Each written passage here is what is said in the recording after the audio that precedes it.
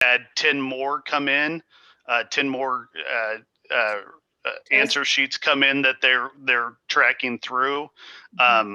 So I would say after Thanksgiving, if you haven't heard, does that seem reasonable, Iris? Yeah, absolutely. Yeah. Yeah. So if you're missing scores after that, okay. Yeah. So yep.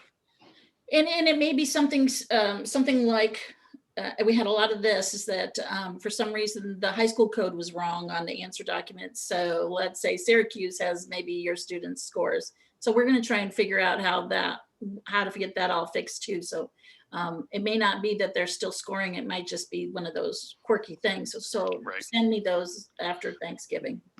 Go out and find it and track them down. Yeah, we'll figure it out. Absolutely. Okay, so let's go ahead and get started. Correct. That's true too. Right. That is true, Melissa. We wanted to have a quick conversation today, just to talk about the specifically ACT. I got to get over there. ACT online and using the online for administration. If you've been around for a while, you know that I've been advocating for districts and schools to think about switching to the online for quite some time. I think there's a lot of advantages to it. We do online really well. And in general in Nebraska, right, we do online really well. And there are definitely advantages. I also understand that not all districts are in the same place as far as devices, as far as the numbers of students, and all of that makes a big difference. And so we still leave it up to districts to make decisions. It's important to remember that a lot of our districts, they may test paper pencil originally, but then they do makeups online, and that definitely gives you a lot more flexibility in the makeup area. But I just wanted to go through these advantages again, because I think particularly in the COVID pandemic world, there's some advantages that are even amplified even more than usual, right? And so the first slide here is just the information about the test windows and where they are. The reminder, we sent this out last week. There is a deadline for letting us know in PA Next, the select test date deadline, and that's on November 30th. So let's just talk about this really quick. So standard paper time, if you are going to do paper for the majority of your students, right? Sorry that keeps jumping forward. There must be some automaticity in this PowerPoint that I didn't put there. So there are 3 test dates that you have to choose from. And actually, there's actually 2 test dates you have to choose from, right? The 23rd or the 6th, March 23rd or April 6th. And then the last date is a makeup date, right? So there's basically 3 dates. If you test the first date, you get the other 2 for makeup. If you test on the 6th, you get the 20th for makeup. And so that's what you get. Now, you can add a lot of dates on there if you do online makeups, but if you're online testing, this really shows you have 18 days to test. And there's a lot of versatility there. So if you're running an A/B schedule, if you don't know what kind of schedule, obviously, that you're going to be running when these dates roll around, there's a lot more flexibility in it. And that's just one of the advantages, right? So obviously, if you're running online, you don't have nearly as much. Sorry about that. You don't have nearly as much paper material to deal with and secure paper material to deal with, right? So it cuts down on the amount of logistic support you have to have there. Understand that you have to have logistics support online, right? So you have to make sure everything is ready to go. So it does shift some of that responsibility. Tech coordinators are obviously understand that. And so some of it's shifting from one place to another, but there is less security issues that you have to deal with if you have less books running around in your districts, right? So that's definitely true. The next 2, Reduce misadministration risk, right? So we talked about this a little bit. The biggest mistake that students make is they work ahead or behind on the test. The proctor catches them and then they get a 0 score for that. That happens every year. Students, as much as we try to tell them and warn them not to do that, there's a lot of pressure on students to get good scores. That is impossible to do in the computer online world, right? So they can't work ahead and they can't work behind, and so you take that some of the misadministrations off the table when you're online. The other thing is the timing, right? So our teachers are super stressed. We know that they feel overwhelmed all over the place. One of the things that a proctor can commonly make a mistake on is timing. How much time is there for a test? We've had instances of a missed timing in a room that invalidated a whole room's worth of tests. One of the advantages to being online is that it takes care of the timing issues for you. The computer tracks the time and either allows the student to continue or stops them from going on, right? And so there's some advantages there. I also think, and I know a lot of districts have asked their students what they want in the past. Do you want online or do you want paper pencil? A lot of our students have said that they've wanted paper pencil in the past, and I totally get that. The thing that I would say about it is I think there's a reverse argument as well. Sometimes if you're going to take it all paper pencil, any other time you're going to take it, maybe there's an advantage to taking it online.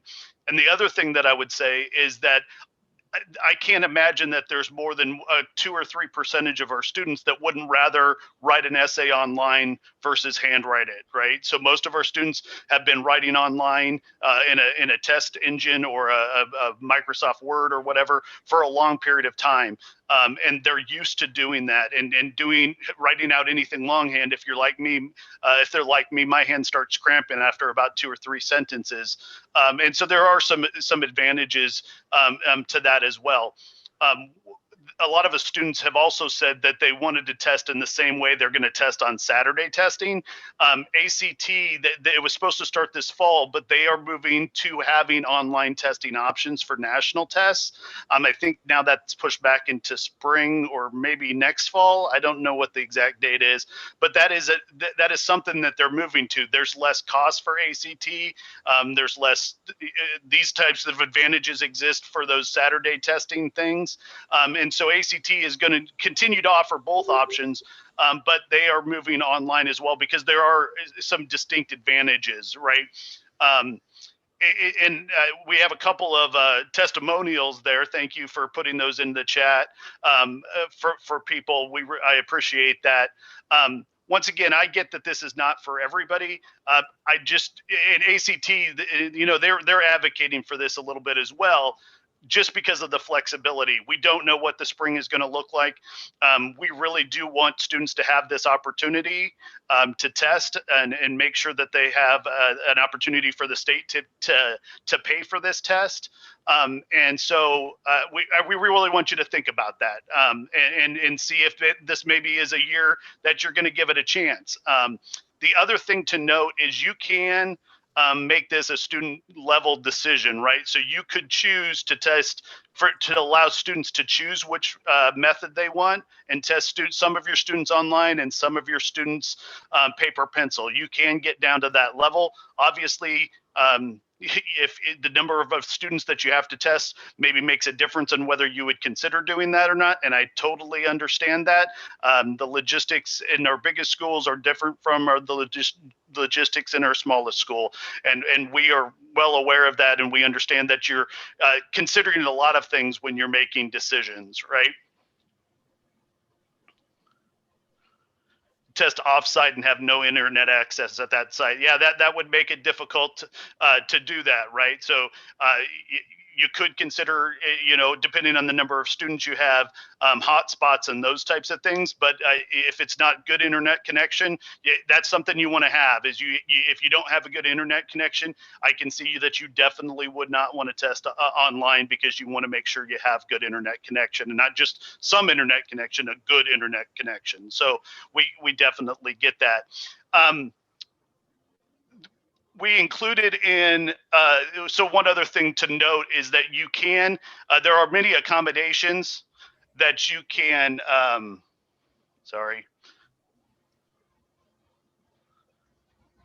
there are many accommodations that you can use online. You don't have to be paper pencil only with many of the accommodations. There's some that require you to be paper pencil. Yeah, so that is another, we just wanted to put that information out there so that you know that that could be done, right? That some of those accommodations are available online. We also included 2 other slides here. We sent those out earlier. It's just about the activities, pre-test activities for both online and paper, just so you have those there. What I'd like to do now is kind of stop and answer questions. While you're thinking about your questions, Iris, is there anything that you would like to add? A couple of people mentioned iPads, and unfortunately at this time, iPads don't work with the test platform. However, I know that ACT is really looking at how to make that happen, because we understand that schools, not just Nebraska schools, but the whole country, there's a lot of schools that use iPads. And so we're trying to, we're looking at it, and we hear you loud and clear about that. Unfortunately, this spring, that's not available. But so I just wanted to address that question. So there you go. Yeah, so we had a question here about if you pick a date and you have students quarantining, right? So if you're doing paper pencil and you have students quarantining and you're going to stay paper pencil only, you only have the 3 dates. You have the first date, the second date, and then the emergency test date, which is that last test date that's makeup only. If you pick a date and you have and you're doing online testing, you can use any of the dates to do makeup testing, right? So if we go back to the 18 test days, if you pick the 24th of March and you have students quarantining, they can test on those students that are quarantined, they can test on any of those days coming back, right? And you can pick a date, and you can modify that to reflect your half and half. So if you have an A-B schedule, you could pick the 7th and 8th and do half of your students on the 7th, half of your students on the 8th. Absolutely. There's a lot more flexibility for adjusted scheduling with this, the 18, the online testing, right? Otherwise, with the paper pencil testing, you only have those 3 days to do that. Like we said, you can do paper pencil and then use online for makeups, right? Which is a lot of our larger districts do that, and it works fairly well for them. So that is an option as well. If you've already selected a date, you can change that all the way up to the 30th, correct, Iris? Yeah, and we have some wiggle room after that as well. So yeah, we can Yeah, we understand that, Lori. If you obviously, if your iPads, you're not going to be able to do that right now. Yep.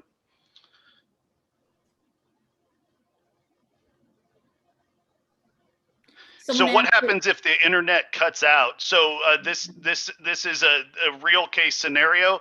We had a district that was testing online. The power for the whole town went out, right? And so what happens is once you have that power restored or the internet restored, you call ACT, they work with you, and they adjust the time for students to get back to where they were, right? So in that case, they actually give them a little extra time. So if a student isn't in the middle of a passage or whatever the case, they give them extra time to read back to that place, and then continue on. So there are processes in place if you have an internet interruption or a power interruption, and ACT will work with you to get that back up and running. It's definitely, a lot of people have concern about that. I totally understand that. It feels like a much higher stakes test than many of our other assessments. There's not as much flexibility as far as scheduling and coming back and continuing on, and we get that. So we have a lot of people that are worried about that. In general, it's something that happens, right? So you get a windy day, you get somebody that's digging a trench and cuts your line. Those things happen, and in this world, we can't stop them from happening. But ACT, from my perspective, ACT is really good about working with the district, the school that happens to make an adjustment and get the students, return that time to the students so that they can finish the test.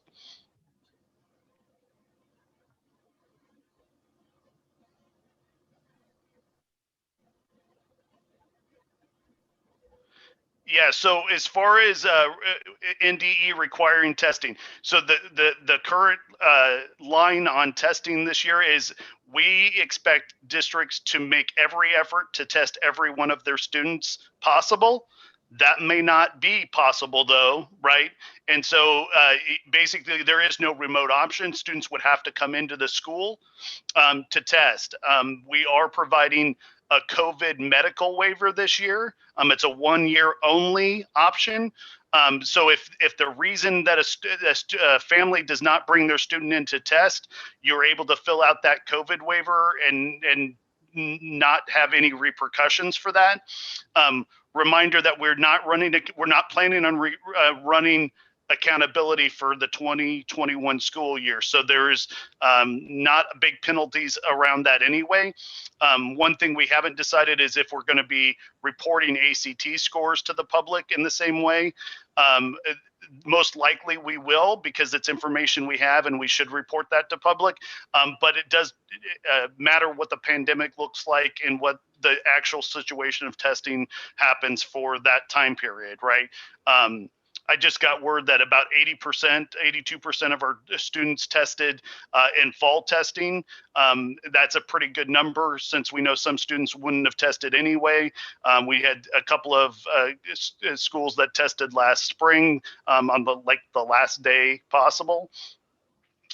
So that was pretty good, but that is the expectation, is you make every effort to test every student. You make that opportunity available to them and you try. There's lots of messages here. Yeah. What about MacBooks? Do they work for ACT? No, the Apple products don't work with this platform. They do not work with this platform. Not. Okay.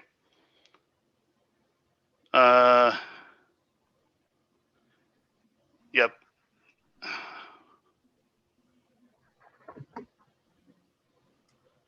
Yep. Yeah. I would agree with that. Sorry, I'm trying to run through the rest of these questions. Will fall ACT scores be reported to the public? No, they will not. Makeup tests can be done online if your initial test is paper pencil. So understanding what paper pencil versus online as far as accessibility to it, so let's say scenario wise, you do paper pencil for your initial test date, or you do half your students for initial for one date, and you plan to test other students online. So as far as telling us what your select test date is, you would choose paper pencil, even if you're doing half your students paper pencil, because they need to, ACT needs to know to ship you paper pencil. And then online is simply doing the proctor caching, which is some testing on whether your system can withhold the test, and preparing for the test, and then creating online sessions in PA Next. But there isn't anything else other than that. It isn't like you have to tell us, okay, we're doing half paper and half online. You're doing 20% paper, 20% online. it's, there are certain things you have to do to let us know. And if you have specific questions on how to set that up, because everybody here is doing it differently, right? You know, there's no district that's going to do it the same. But if you have specific questions on how to address that in selecting your test dates, I'm glad to help when I get back Monday. Yeah, so we had a question. Oh, go ahead, Jason. I would just like to clarify, you had stated that MacBooks, or we have Mac Airs, and that doesn't work on that platform? That is my understanding. So one thing that we'll do after this, because I don't have that knowledge running around in my head, is we will send out what information page about what does work and what does not work on there. So it's a very good point. Okay. Jeremy asked that question too. I will come while you're answering other questions. I'll check it out. Okay. And if we could put that in if there's a page that we could put a link to, that would be good. Absolutely. So national testing, they are still planning on offering national tests, paper, pencil, or online, right? It's not, they're not going to go to purely online anytime soon. Probably ever, in my estimation, Kim. What improvements have been made to testing? We're much more clear about what needs to be done ahead of time to make sure that their systems are ready. You know, and that's individual districts trying to make sure that they've followed all the procedures. We can definitely work with districts to make sure that you've done everything that you need to do to be ready for that.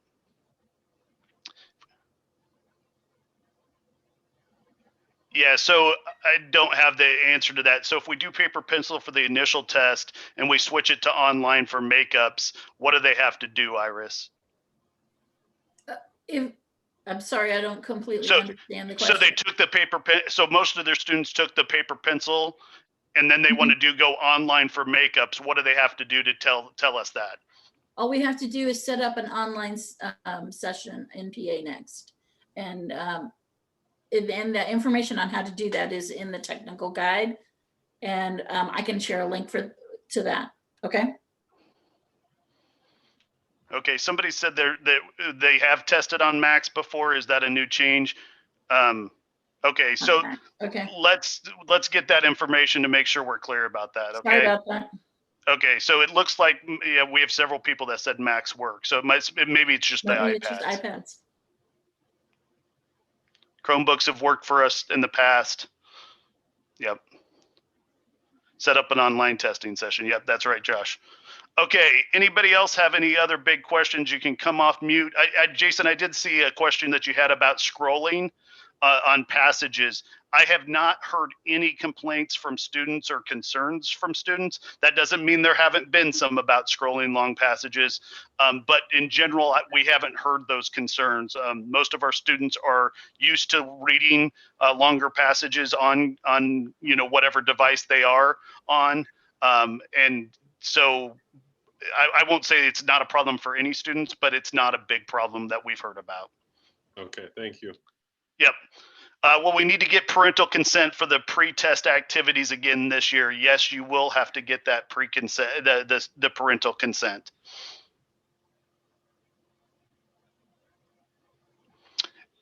So if you can test either way, the deadlines exist so that ACT can order and get materials printed, right? So if everybody in the state was online, they would need a lot less tests. So it's all about so that they can make sure they have the numbers of tests they need to be printed and be sent out, and so that's the reason.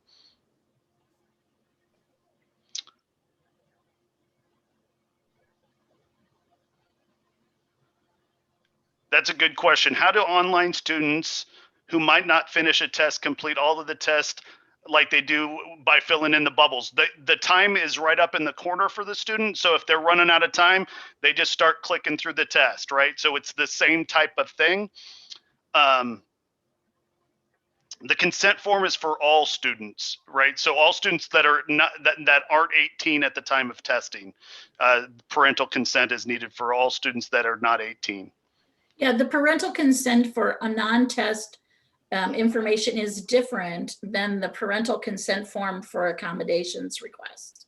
They're two different forms. One's from ACT and one is from NDE. So, and if you have questions about that, let me know. Yeah, there are online practice opportunities, tests out there, so students can definitely get a feel for that and everything. Absolutely, those exist. Yes, you can use the same form that you used last year. Yeah, as far as the parental consent goes, basically the U.S. Department of Education told us that because we require this test, that we have to have parental consent for students that are under the age of 18 for multiple reasons, right? And so basically, you just need to get that parental consent. You keep it on file in your district, and you're going to tell us in the state use questions if you didn't get parental consent, because we have to exclude those students from certain activities at ACT, and so we need to be able to track those. And the form is basically the same. That form is up to you, to districts. We provided a sample, but it's the same sample we provided last year. I know some districts did theirs digitally, and that's fine.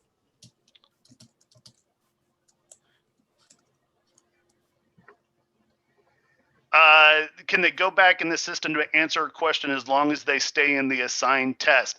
You know what, Lisa, I don't know how that works in ACT's platform. I don't know if they can click on a, flag an item and go back to it or not. Do you know that, Iris? Or once they move forward, do they have to keep going forward? We have somebody says you can flag and go back. I'm trying to remember that one. Somebody answered for us. They said, yes, you can flag and go back.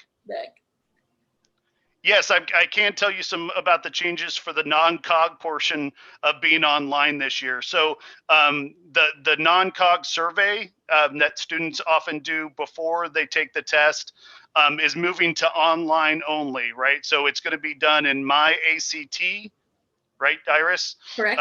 That is going to be a change. And so all students will be able to do it before the test, log in before the test and be able to do it. They can also do it 2 days after the test and fill out those survey questions and everything if they want to. It's still optional. ACT encourages everybody to do that, but that is all optional for what they want to do. So that is moving all online. You could have kids log in the school day, or you could ask them to do that on their own if they want to do it, or ask them to do it outside of school. One thing that I'll say is students are not very good about doing that outside of the school day if you've asked them to do that. So let me clarify the non-test, or sometimes we call it non-cognitive. The pre-test, there's lots of things. So it's that information, that interest inventory, what kind of scores you got in high school, all that great information, what you want to do with your life, those kind of questions. That's what we call the non-test portion. And that is going to be online in the My ACT system for everyone, whether you take paper or online. That's it. It isn't exist on the answer document anymore at all. So you won't be able to take those answer forms, hand them out to everybody an hour for an hour to fill out 2 days before the test and then retrieve them. It's just not on the form anymore. They have to go into My ACT, create an account. A couple of things that makes this easier is, one, you don't have to use instructional time for them to do that. They can do it on their own at home. The other thing is you won't have a mess up of like answer documents, make sure that everybody gets their answer documents correctly. And I think the third thing is the great part of it is we've had a lot of trouble with kids getting accessibility to their state scores because they've already created a national account or something. Maybe they took the test on Saturday already, and so they're having trouble merging that information. So when they go online to the My ACT account, we're going to avoid some of those issues with that. That's what we're trying to accomplish with that. So it's for everyone. And that is online and paper pencil both for the pretest. Right. That is going online for everybody, for all students. The pretest is not required. It is optional for all students, right? So Sure. there are advantages to filling out that information, right? So I won't say there's no downside to every, there it takes time. There's the possibility that, if students opt into the EOS, is that what it's called, Iris? That's correct. Yeah. If the students opt into the EOS system, some of their information can get sold to and sent to other entities. They can't send the exact score, but they can send a score range. I have no idea if they can do the pretest on iPads or not. I would imagine so, because I bet it's just in a browser, but I don't know for that. Right. It's like accessing ACT.org. Yeah. I think you can. Yeah, if a student's already taken the national test, they don't have to, and they have an online account, right? Yeah. They don't have to update their information. They don't have to update it. Yes, They can just leave it alone. And that's actually one of the reasons ACT is doing this, right? Is because students don't like to fill that out more than once. I can't imagine why. But once they fill it out one time, they don't have to do it more than once. Unless something's changed, right? Yeah, they can update it. Yep. Right. So yeah, we will be sending the recording. We will send out information about how to do the My ACT accounts and everything, so that you have that. So we don't have time to probably go over that today. I don't have that information yet. Yeah, so we'll send that out. Absolutely.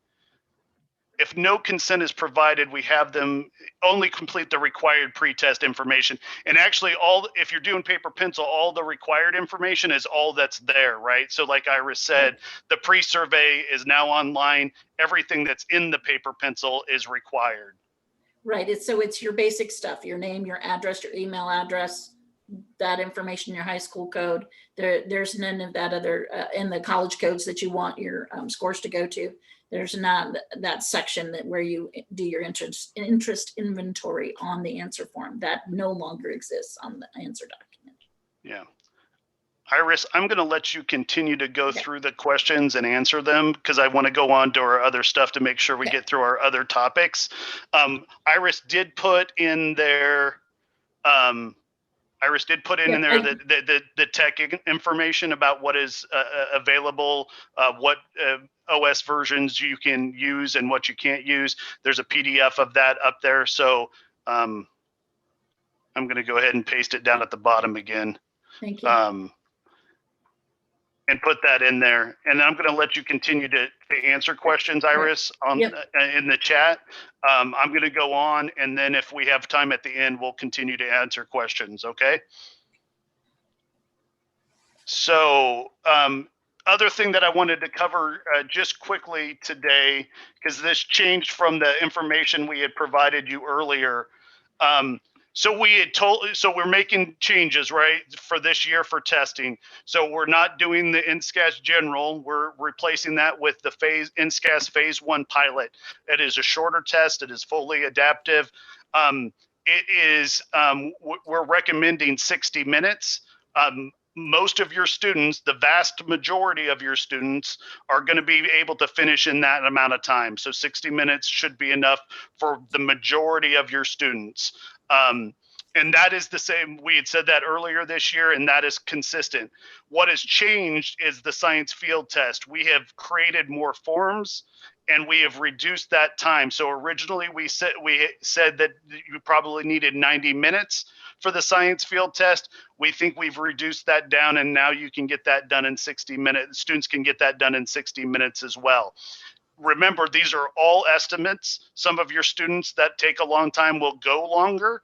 And that's just kind of the way it's always been, right? But for the vast majority of students, we think they can finish all of these assessments for the NSCAS general, right, in 60 minutes or less for the most students. Because we've made this shorter, we've also adjusted the timelines here. So once a student hits 2 hours, you're able to stop a student unless, right, these 3 reasons: a student is still actively engaged in testing, the student has a documented need for extended time, or the student requests additional time. So basically, if a student goes to 2 hours on any one of those content tests, you can stop them at any time after that if they're just screwing around or whatever the case may be. If they're still actively engaged, and the student is, it just takes longer because of ability, because of a disability, whatever it is, we want you to give them the time to complete the test. It is still an untimed test, but teachers are able to stop tests after 2 hours if there isn't a good educational reason to continue. So that is a change from last year as well. We sent out the scheduling guidance for the general, the phase 1 pilot and the science field test earlier today. We'll post that as well, so everybody has that information. If anybody has questions about those two pieces around scheduling for the NSCAS general, phase 1 pilot, science field test, I'll take those questions now. If anybody has them. You can come off mute or type, either one. And then we're going to turn it over to Allison Olson to talk a little bit about ELPA 21 updates here real quick. You're telling me that was crystal clear and everybody gets it? Awesome.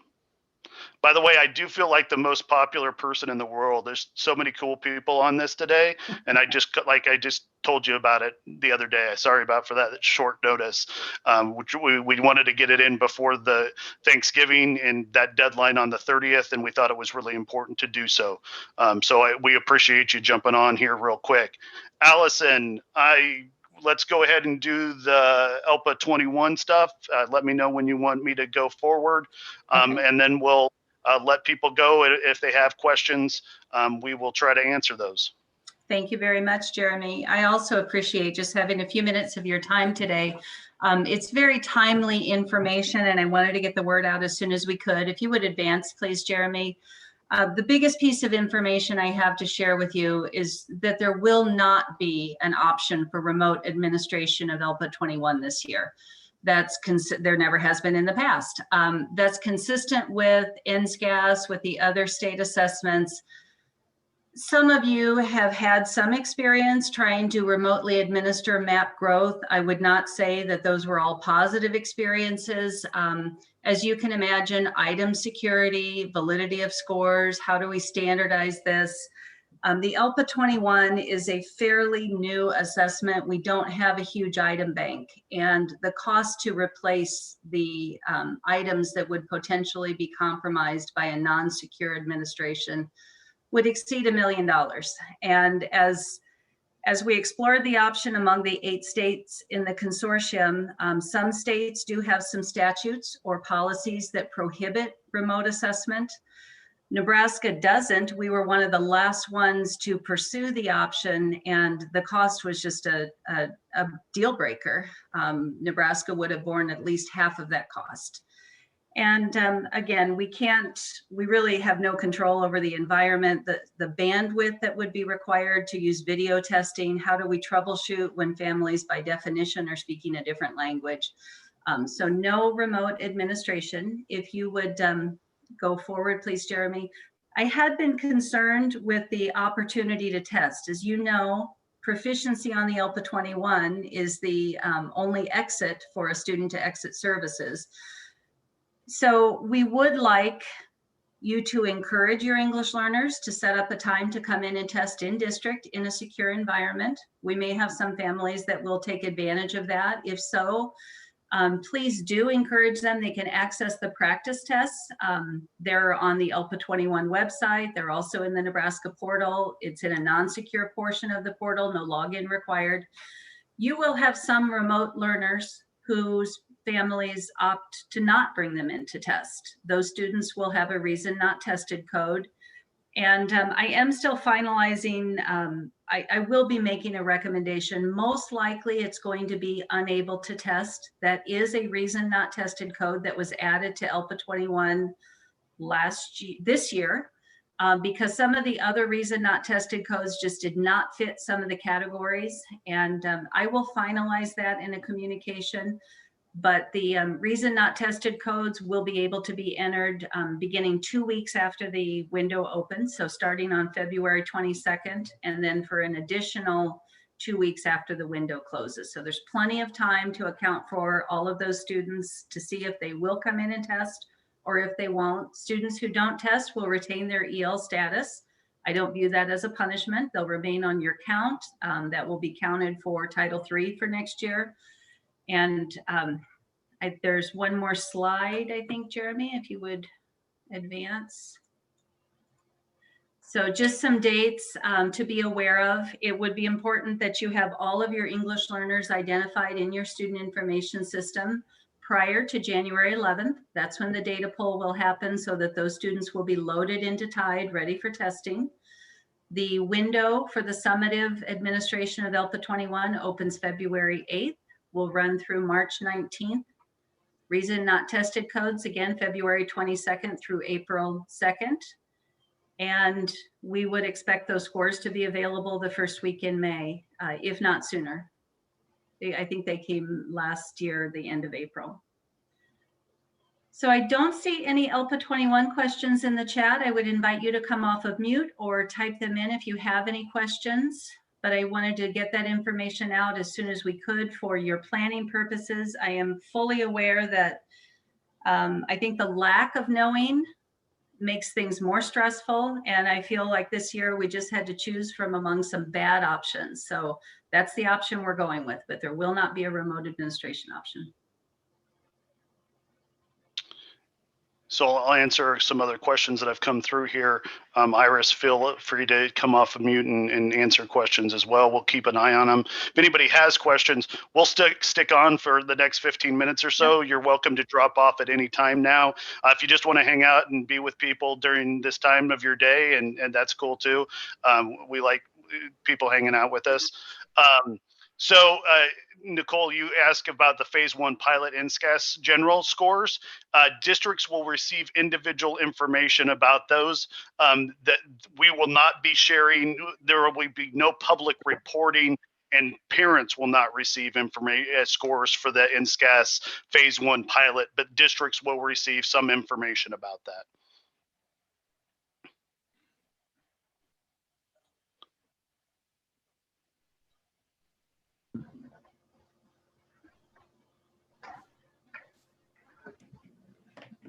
Allison, there's a question there from Dave Gibbons. Do you see it?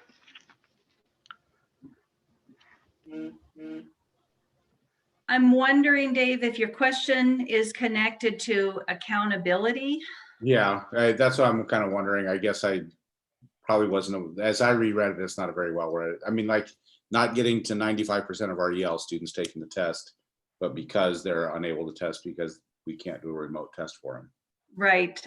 There is a difference between the expectations that you're referring, the 95% participation is the state content assessments. Right. Title III actually does require that every K-12 English learner is administered the statewide summative ELP assessment every year. So it's not so much an accountability question as it's really more of an equity and an OCR question. That's why I had been very focused on ensuring opportunity to test. I think, Dave, it's one of those things that if we can, we'd love to see them all tested. I think I'd be naive to say I expect every family to agree to bring their child in. So some of them you will just have an unable to test. There are some reasons why we do want to stay away. For example, parent refusal is a reason not tested code. Mm-hmm. I'm not recommending that one. That happens to be one that is part of federal reporting for us, as is emergency medical waiver, just doesn't fit here. It requires a doctor's note and all kinds of things. Unable to test, I'd like to work with Nebraska's accountability. I'm still just waiting for a little bit more collaboration on that. But we'd like to remove the accountability designation from unable to test for this year if we can. That's why in my slides, it just said, just hold on. I'll share that as soon as we can. I will be giving you a recommended reason not tested code, and we'll choose the best option we have.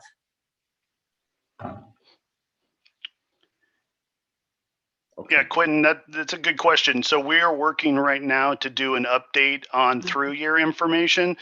So I anticipate a virtual meeting probably in late January, early February that will give everybody a good update for what we have planned for through year for the next school year. So everybody's up to date on that. So we are working diligently right now to get all the details about that. So you're not getting the cart before the horse. I know a lot of people are worried about that, or they have questions about it. Maybe they're not even worried about it. But we are trying to get that information out to you as soon as possible. So that is something that we're really working on. Thank you for people that have been answering questions for your other peers and colleagues. We really appreciate that. Trying to see if there's other questions we have not. Kevin, if you have a question about the ACT stuff, we'll try to answer it about the COVID guidelines for examinees. We'll try to answer those. I'm going to take a quick opportunity to talk about the rostering. Yes, I'm going to be sending out an email to everyone that first week of December in regards to reviewing your student data in Advisor for the rostering.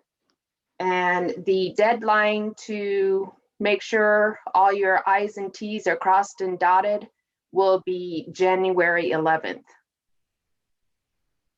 And then the rosters for each assessment will be pulled the next following 3 days or so. So I would say, actually, it's not even the 11th. January 11th will be the deadline. And rosters will be pulled the following 3 days.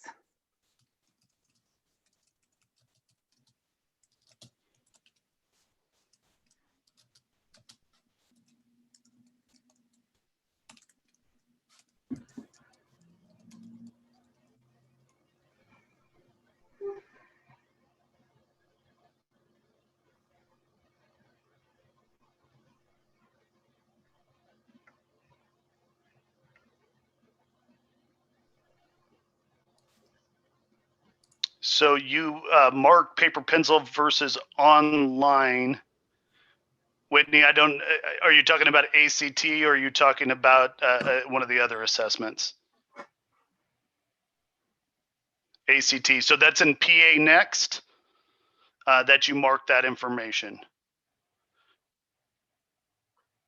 And the rostering is not, yeah, Maggie, you answer that. Okay. The rostering will be, you will utilize the general assessment rostering for the phase 1 pilot.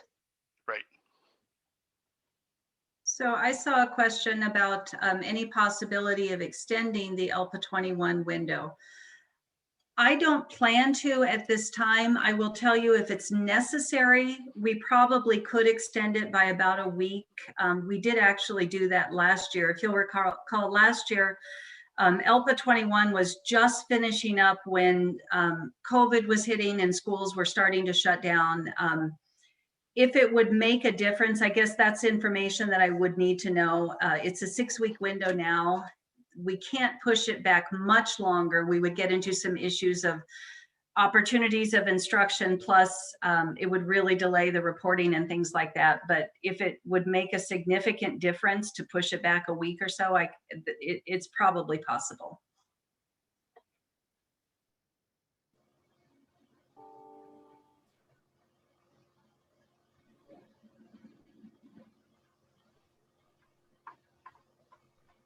So it does sound like a lot of people are having issues getting those pieces connected. We'll keep working on it. Iris does not have the ability to do that, to merge those accounts, right? And you have to go through another source. But one thing I will do, we'll send out that information again about how to do that. So that's plan on doing that, Iris. We'll send out the number and everything about the process for merging those accounts. And I'll bring it up to my state contacts for the contract and say they got to be better at doing this, because I think it sounds like a lot of you are having frustrations.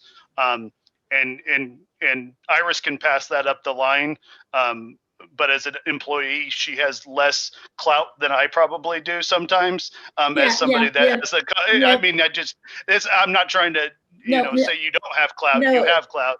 But typically I have ability to get to hire people quicker. And so I will bring that up to them and make it known that Nebraska people aren't happy about how quickly that's getting resolved for their students. And so I will bring that up. And I know Jeremy knows that your students need those scores because you've got deadlines, and I get that. Unfortunately, there's not a lot I could do on my end except keep reminding them that these students need this. I will get you phone numbers and chat information and email information. That is the best that I can do. And then I'll bug Jeremy to say, hey. Yeah, let's prep that for everybody to send out to them, because it looks like a lot of people are having questions about it. Kevin, going back to your question, I hope they're honest too, right? I think it's just like the guidelines when you show up at the doctor's office or wherever it is, they ask you if you have symptoms, and we rely on everybody to make sure they tell us the truth. So we hope that nobody, is lying about those things, obviously. My understanding, and Iris, correct me if I'm wrong, is that a site can set up their own additional requirements. If your requirement is to wear a mask, then that is a requirement that you can enforce in your school for national testing. Yes, that is absolutely. Those are just guidelines, Kevin, and we want your kids to be safe. We want you guys to be safe. So if you need to do that, I would want you to. Yeah, absolutely. Yeah, we did have a comment about ACT accommodations. They had issues last year. Accommodations absolutely had issues last year. We're well aware of them. They have talked to us about them and told us what they've done to try to correct that. What I'll say to you is get them in early, but they have tried to make some improvements on how well they're getting back, but absolutely I understand that. We continue to have those conversations with ACT about improving those response times and those types of things. 8 hours is a long time to be on hold. Yes, I would agree. Yes.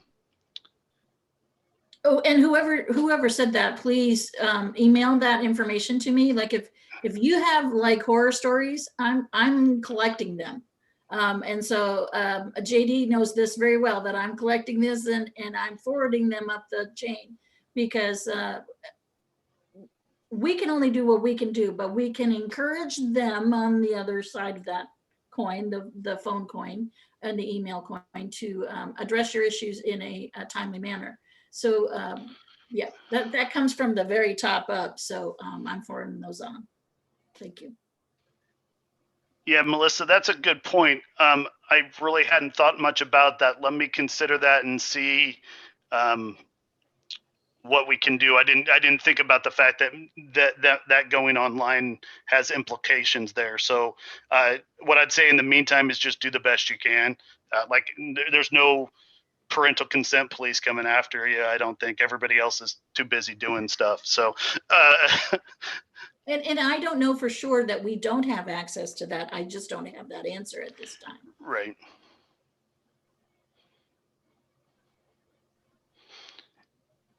Yeah, I'll send you this one that I have that was private, and so you have that story, Iris. There it is. Okay. And that. Oh, did it come up?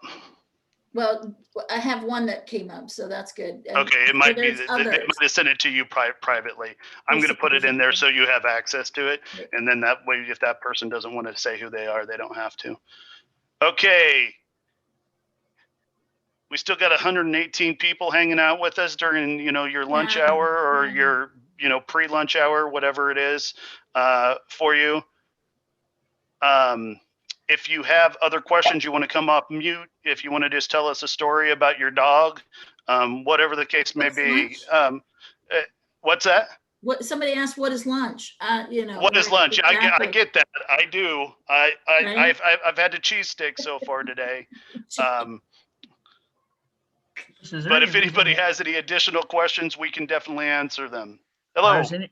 Iris, any reason why ACT won't pick up their phone or answer their emails? Yes, but it's because I'm an employee and I would like to keep my job, Kevin, I'm not answering. Got it. But, you know, I want to do the best that I can for you. There's only, you know, limitations to some of the things that I am able to do for you, especially with student scores. I don't have access to that. And that really, you know, if we did, Kevin- then maybe they would be different. One thing I'd say, Kevin, if you try several times and have no luck, you can always send me an email and I'll forward that on to my contacts and you might get faster service that way. But that's true for the statewide or the national testing. I do both. Right. And it's No, then our parents, for everyone, yeah. then our parents and students get frustrated and they think that I Absolutely. have the answers for them. And I say, Right, I right, do not. Got to go directly through ACT. right. So the ACT contract is up this year. Actually, it's going to RFP in a matter of days or weeks whenever I get it done. So it's going to be out there again. So we'll see. I don't know that anybody would be more happy with a different option necessarily, but we continue to. So I serve on a state committee. A committee of state people that for ACT kind of like an advisory, and we continue to bring up these issues regularly. So continue to let us know what you're experiencing. Obviously, we have Iris, and Iris is great, but there's things that she can't do. And just because of how she can't do everything, that's actually the reason, because she's too overwhelmed. Yeah. So, but we continue to have those conversations. They say they are continuing to try to improve things, and I trust that they are. They're a business and they don't want to make people unhappy, but they're not always doing as well as we would like them to.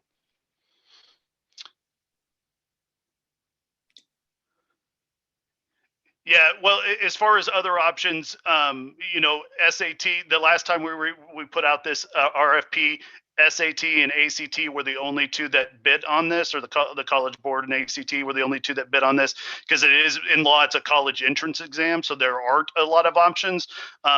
But it does at least makes them competitive and thoughtful about how they approach things. And so that's always good to keep them on their toes. Make sure we keep things that we like and continue to have some sort of influence over them fixing things. So we continue to try those things and push on them.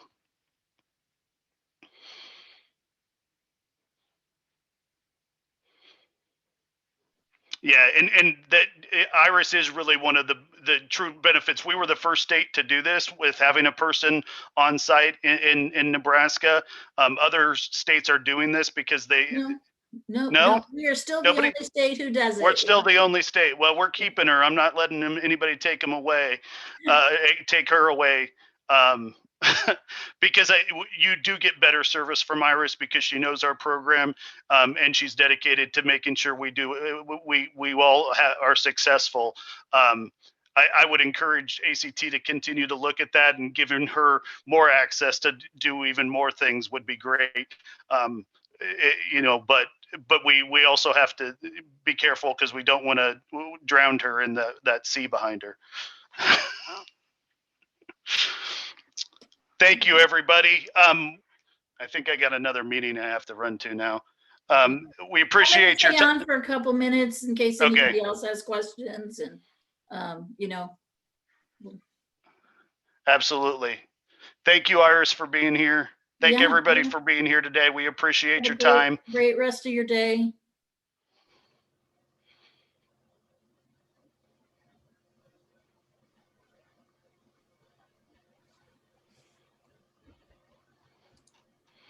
Stacy, are you able to I don't know if I drop off, will that end it for everybody? Your host. Never mind. I'm going to go ahead and drop off. I got another 1 o'clock. Thanks again, everybody. Thanks, Jeremy.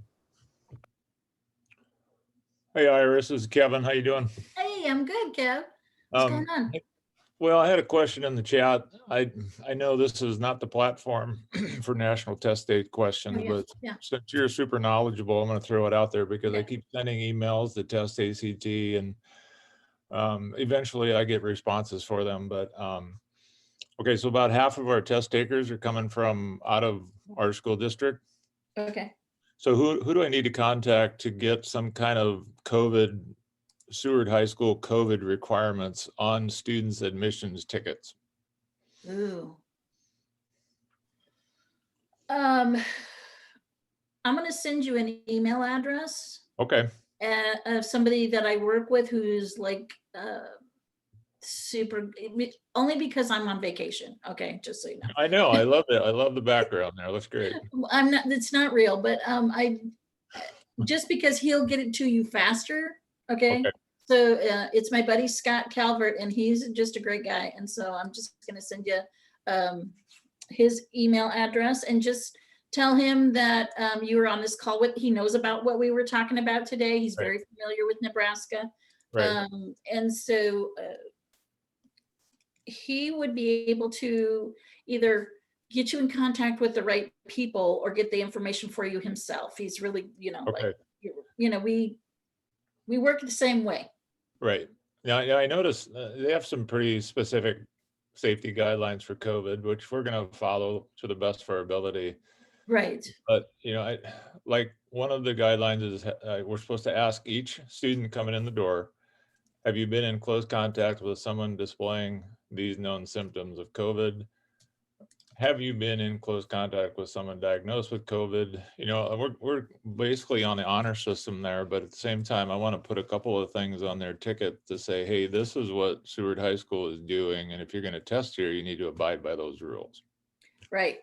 I totally understand, especially masks. I can't imagine that, like, I would say, in between Seward and Lincoln, everywhere you go, you have to have a mask. So I can't imagine they would come without a mask, but I'm sure they do. Right. Are you going to have like some disposable ones provided, in case someone does? Well, it says, I'm hoping, I'm not sure how ACT is communicating with kids who are signing up for test dates, whether they put these protocols and guidelines so that students and parents see these even before test day. But one of the first things it says in the guidelines is that examinees need to have their own masks and gloves if they want to wear them. So I'll probably have a few on hand. I'm not going to hand one out to everybody if they all have their own. No, I meant in case they forgot it. Right? Yeah. So kind of like going to Costco, right? I forgot. Yep, pretty much. Well, I appreciate that, Iris, and I'll look for the email. I appreciate all your work. Thank you. Yeah, you have a great day. You too. Bye-bye. Bye.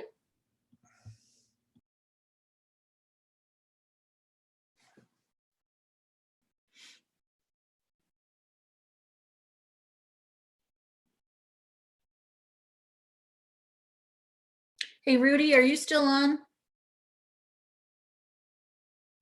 Yes, I am. Hey, sorry, I didn't get to answer your question. No problem. So you're having issues getting scores, correct? Is that what I heard? Yeah. So I am going to send you the same email address. Someone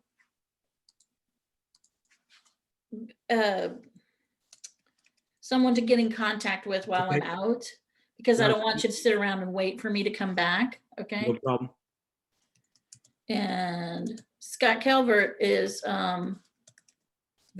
he's actually more knowledgeable than I am about this. So he is, just tell him that I gave him gave you the information to contact him and what your issue is, and then he will be able to help you.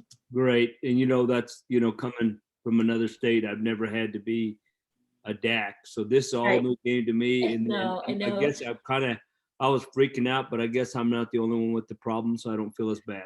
Right. Even seasoned veterans are having some issues with this too. I think it's this whole, because the fall test never has happened before. There's a lot of issues with it. So Awesome. Unfortunately. All right. Thank you. But Scott will be able to help you. Thank you. Yeah.